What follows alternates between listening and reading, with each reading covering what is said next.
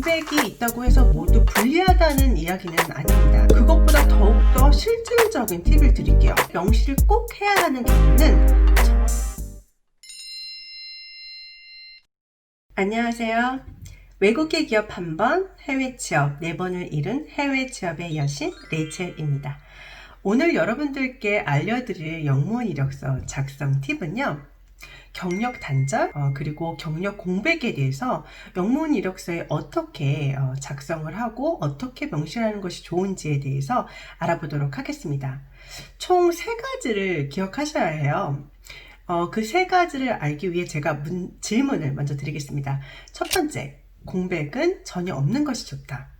여러분들의 생각은 어떠신가요? 답은 공백이 없으면 좋습니다. 너무도 당연한 얘기죠. 그런데 공백이 있다고 해서 모두 불리하다는 이야기는 아닙니다. 이 부분을 정확히 이해를 하셔야 돼요. 저에게 교육을 받은 학생분 중에 이런 이야기를 하시는 분들이 있어요. 제가 공백이 너무 길어서 혹은 경력 단절 기간이 너무 길어서 걱정입니다. 라는 이런 고민을 하시는 분들이 있는데요. 그런데 그런 것을 너무 걱정을 해서 자신감을 떨어뜨릴 필요는 절대 없습니다. 그것을 내가 어떻게 그 공백기를 채우고 설명하는지에 따라서 그 차이가 더 나기 때문이에요. 그렇다면 이제 두 번째 질문을 제가 드리겠습니다. 그럼 나의 레주메에 공백을 어떻게 설명하고 넣어줘야 할까요? 그것에 대한 답은요, 공백기에 대한 간단한 설명을 레주메에 포함을 해줌으로써 면접관들이 가질 수 있는 궁금증을 해소시켜 줄 수 있습니다. 저도 한국에서 그리고 캐나다에서 그렇게 배웠어요. 한 줄 혹은 2줄 요약해서 넣는 것이죠. 그런데 한국에 있는 외국계 기업 그리고 미국, 캐나다, 호주 회사에서 수없이 도전을 하고 합격한 저의 경험과 또 제 학생분들의 경험을 바탕으로 그것보다 더욱더 실질적인 팁을 드릴게요.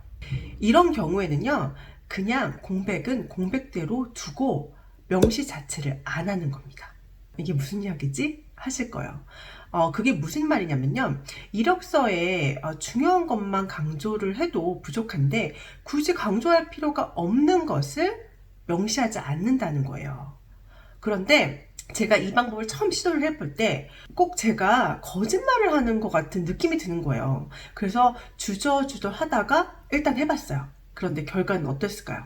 서류 합격을 하고 회사로부터 연락이 왔습니다. 회사에서 그 지원자의 이력서가 마음에 들면요, 공백 기간이 있다는 이유로 서류 전형에서 바로 탈락시키지는 않는다는 거예요. 그러니까 그 부분이 궁금해서라도 연락을 준다는 거죠, 지원자에게. 그럼 전화 인터뷰라도 한 번 더 볼 수 있는 기회를 얻는 거잖아요. 면접은 볼 때마다 실전 연습이 되거든요. 그래서 이 중요한 기회를 활용하실 수가 있는 거예요. 그리고 이때 답변을 질문을 꼭 받으실 거거든요. 거의 대부분 받으신다고 생각을 하시면 돼요.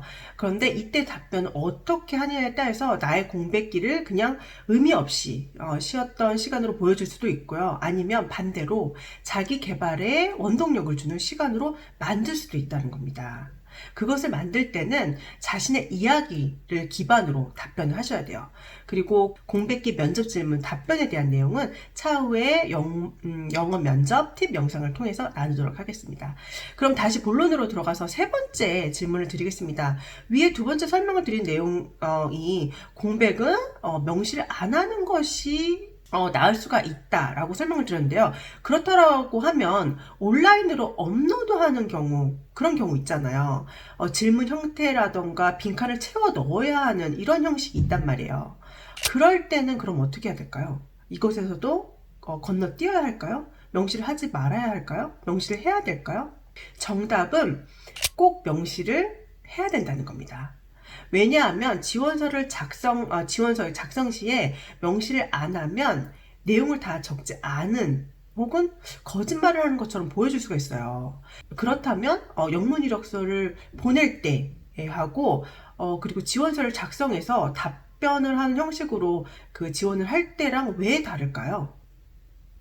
그 이유는요, 영문 이력서, 즉 그 레주메 특징 때문이에요. 레주메 특징 중에 하나가 내가 양식을 나에 맞추어서 조절할 수 있다는 겁니다.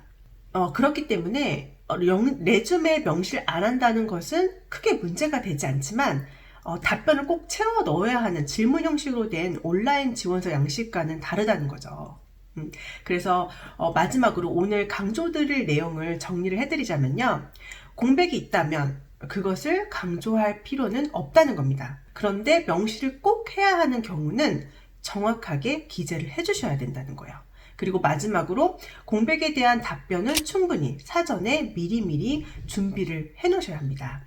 그리고 더 많은 영문 이력서 작성 팁은 저의 카페와 블로그를 통해서 보실 수가 있고요.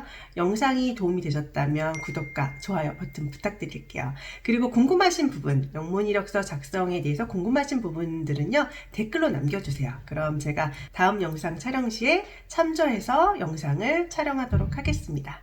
감사합니다.